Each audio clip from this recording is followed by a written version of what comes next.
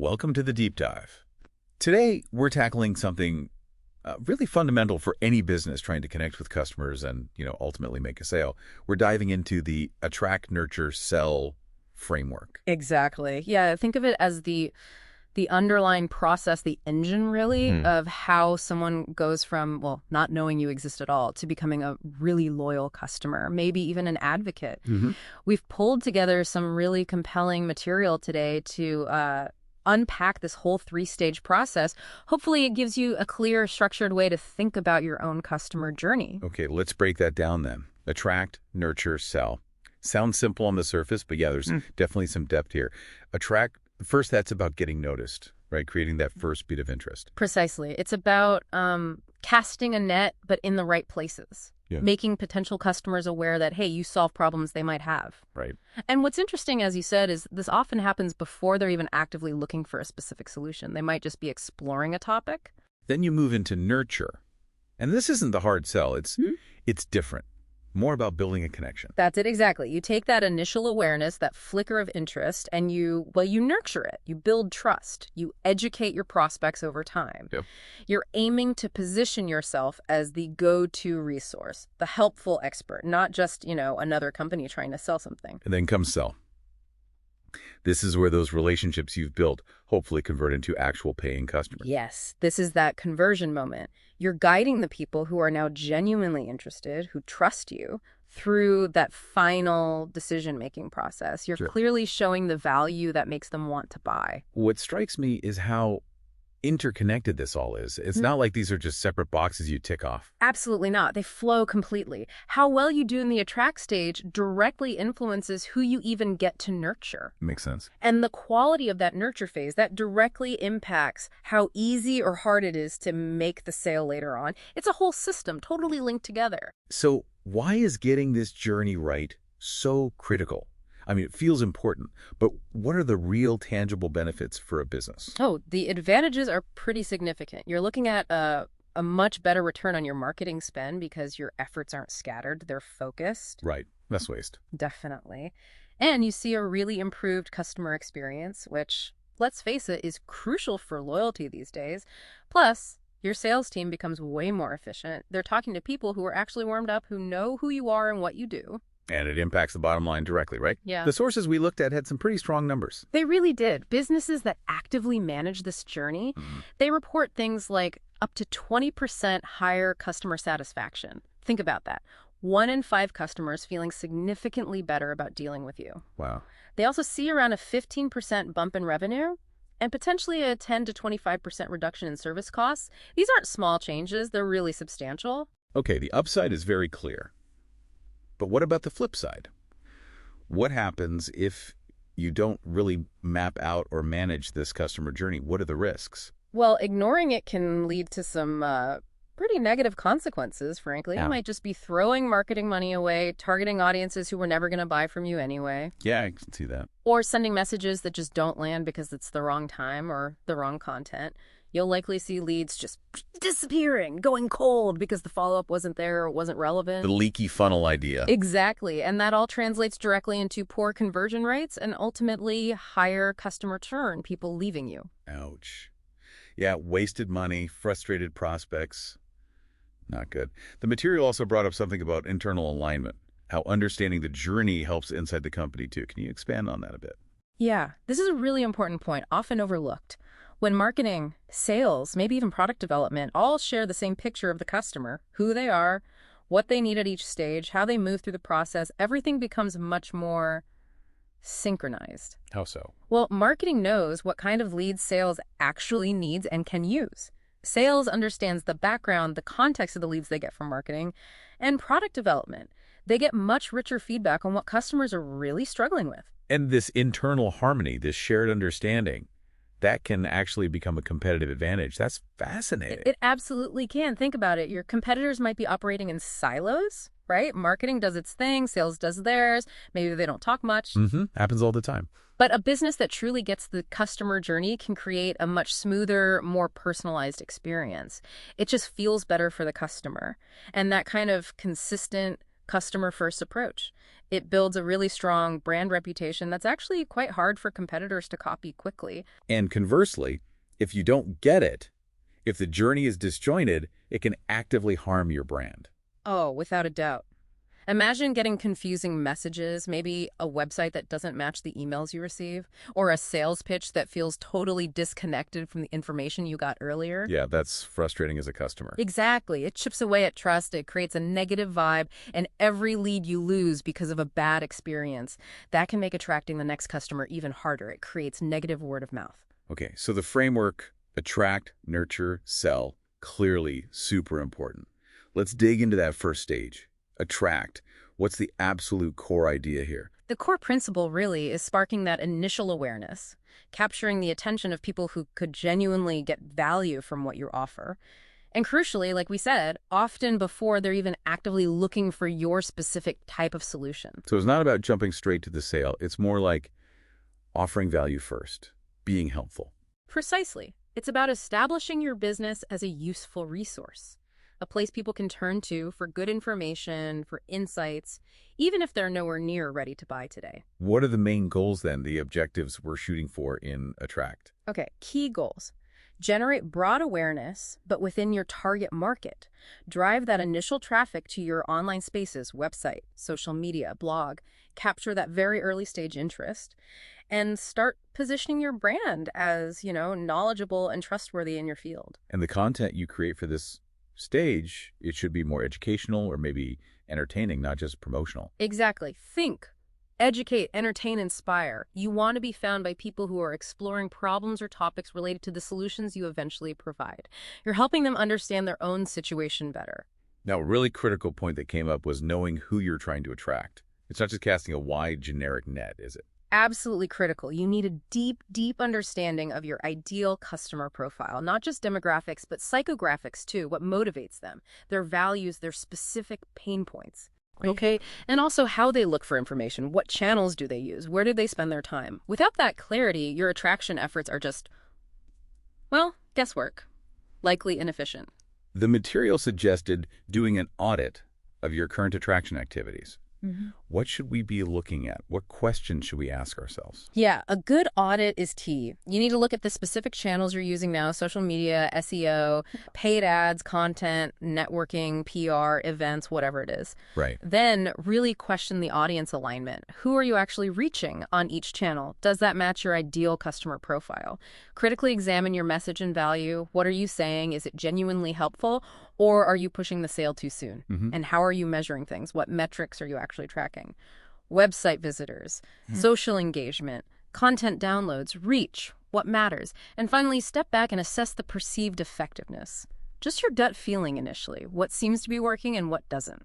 That's a really thorough checklist. Yeah. So after that audit, mapping it all out seems like the next logical step. Exactly. Create some kind of overview of your whole Attract ecosystem. Could be a spreadsheet, could be a visual map. Show all the channels, all the activities. The goal is to get that bird's eye view so you can spot overlaps, or more importantly, the gaps. And generally, a mix of channels works best for attraction, right? Not putting all your eggs in one basket. Often, yes. Think about combining good SEO so people find you organically with really valuable blog content they want to read and share. Add engaging social media, maybe some targeted paid ads, and participation in relevant communities both online and off. A smart mix usually gets the best results. Okay, so we've audited, we've mapped. How do we then zero in on the specific weak spots, the gaps, the bottlenecks in that Attract strategy? Now you need to ask some tougher questions. Yeah. Is there an audience channel mismatch? Are your ideal customers really active on the platforms you're pouring resources into? Good question. Is your messaging resonating? Does it connect? Does it actually provide value they appreciate? Are there obvious channel gaps? Places your ideal customers hang out where you have zero presence. Are your efforts consistent? Or just random bursts of activity? And, crucially, think about lead quality versus quantity. Are you just getting lots of eyeballs, or are you attracting people who genuinely fit your profile? That point about vanity metrics really stood out.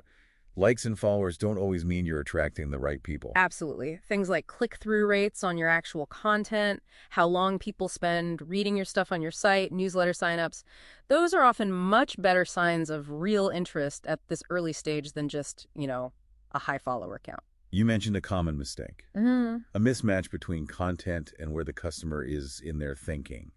Can you use that headache analogy again? That was helpful. Sure. So someone's just starting to feel a headache. They're aware of a problem, right? But they probably aren't searching yet for brand X extra strength pain reliever. No, probably not. They're more likely searching for causes of headaches or how to relieve head pain.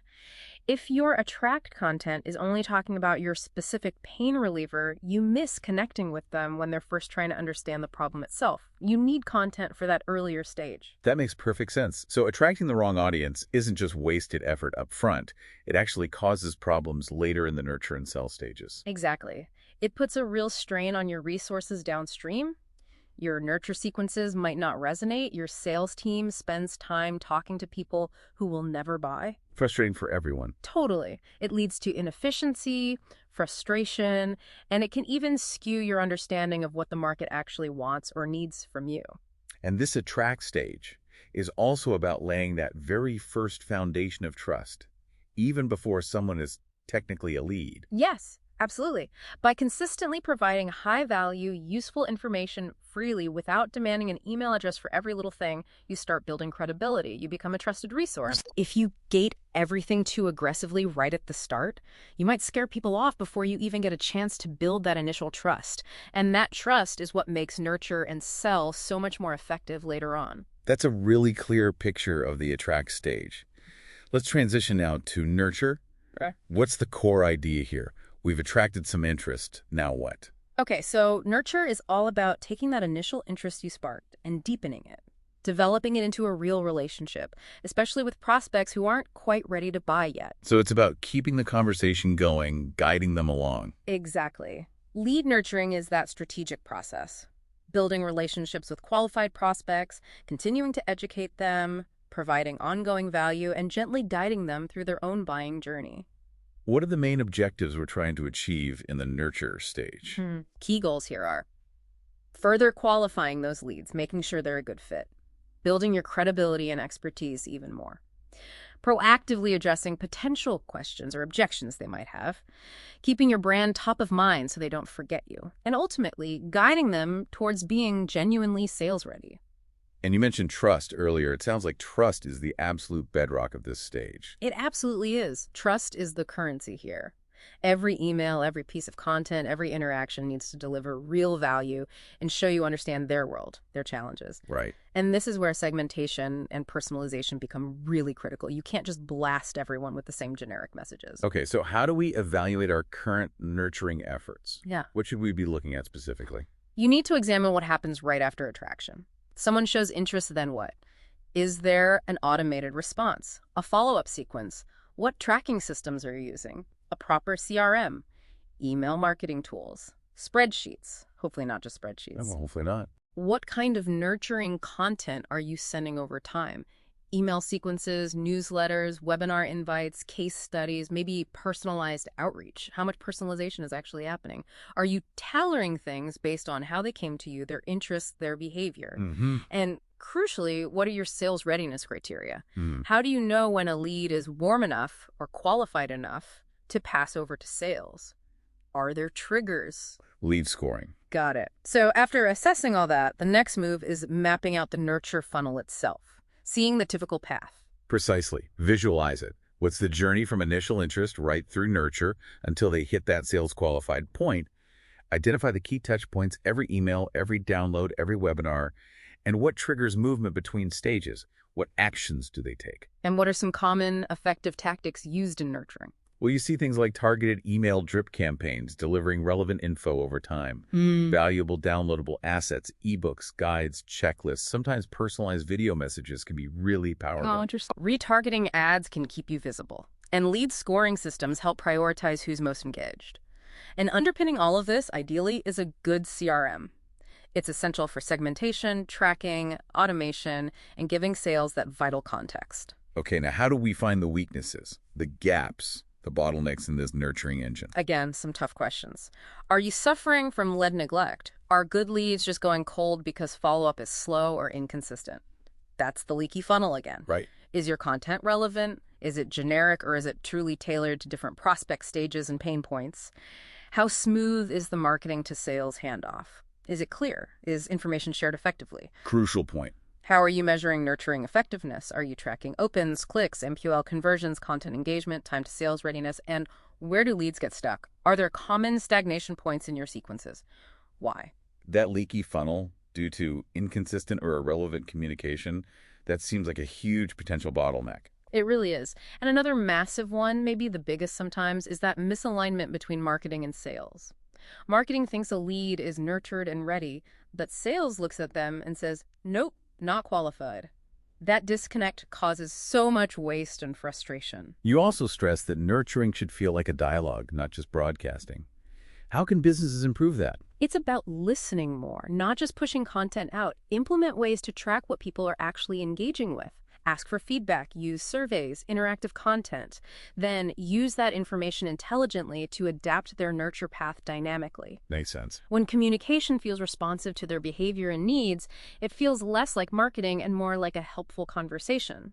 Much more effective. And if nurturing breaks down, if it's done poorly, it doesn't just lose the sale, it can damage the brand perception long term. Definitely. If prospects feel ignored, spammed with irrelevant stuff, or just treated like a number during this relationship building phase, well, they won't just not buy now. They'll likely have a negative view of your brand overall, making future efforts much harder. Okay, let's move into that final stage. Sell. This is where hopefully all the hard work pays off. What's the main focus now? Right, the sell stage. It's the culmination. It's where those prospects you've attracted and nurtured who are now sales ready are guided through those final steps to become paying customers. Okay.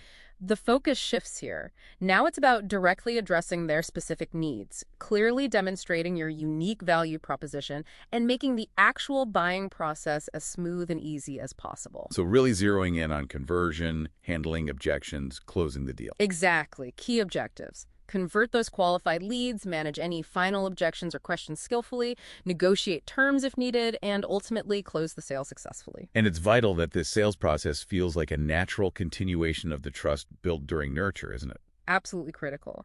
Any major disconnect promises made earlier that don't hold up, a sudden shift in tone, a high-pressure approach can instantly destroy that trust you work so hard to build.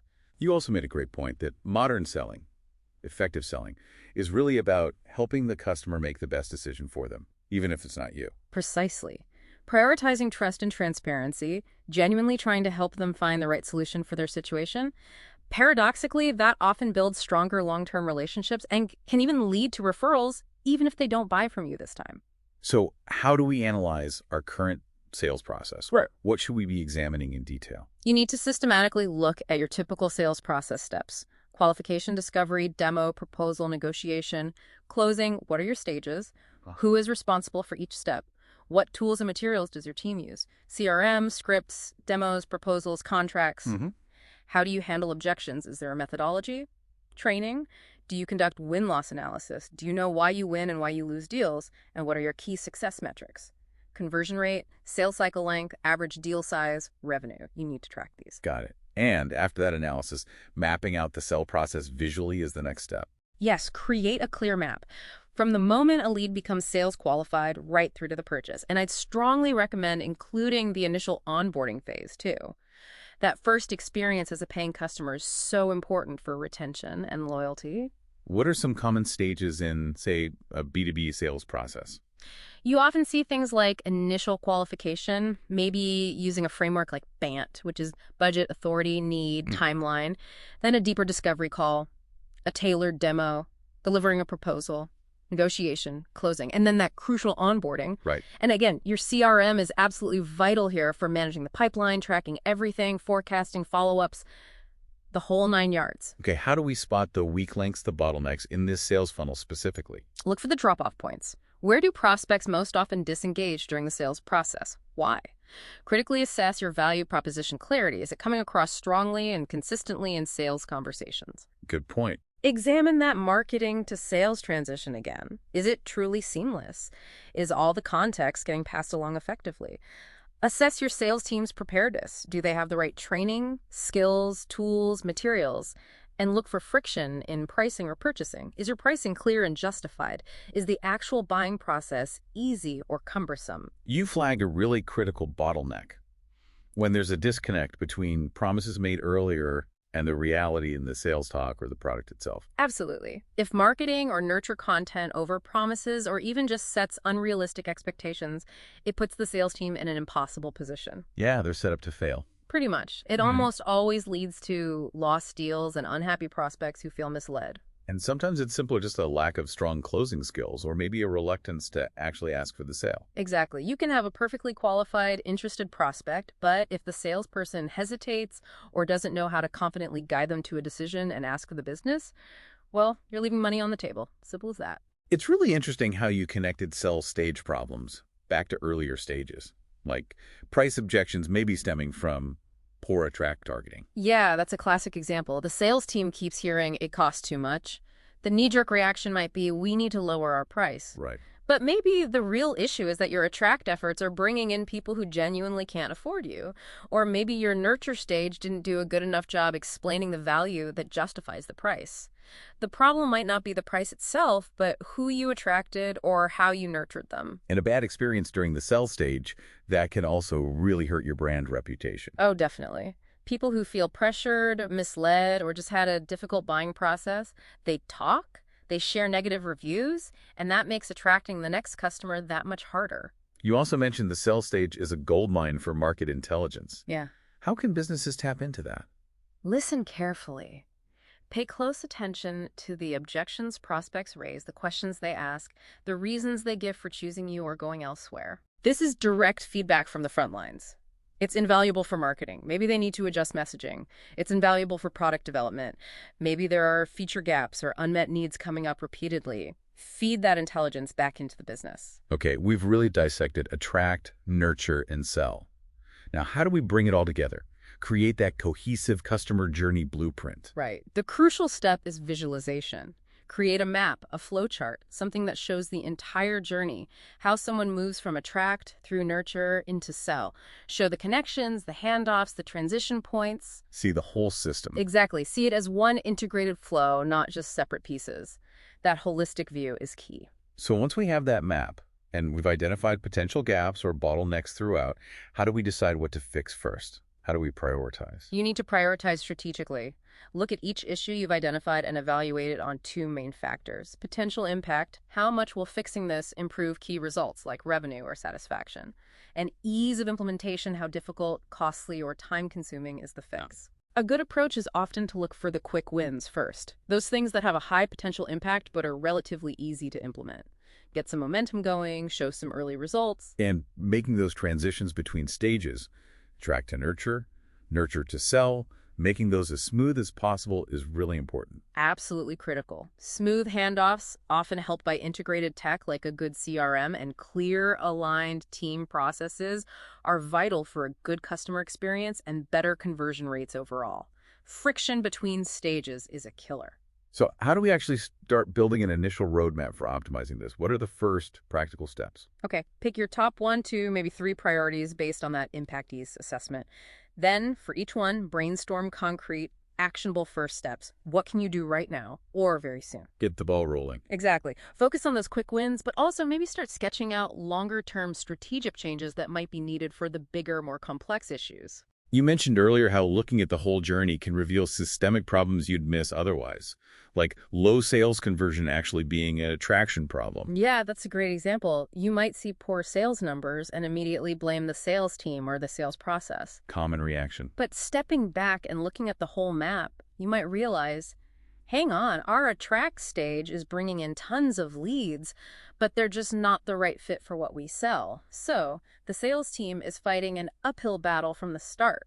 The root cause is way back in attract. And prioritizing improvements based on that holistic view leads to more sustainable growth rather than just patching localized problems. Precisely. It's much more strategic. Fixing root causes earlier in the journey builds a stronger foundation for success all the way through. It's way better than just constantly reacting to fires in the sell stage. So this roadmap, it's not a one-and-done thing. It's the start of an ongoing process. Exactly. It's iterative. You implement changes, you measure the results carefully, you learn, and then you reevaluate and refine. Continuous improvement.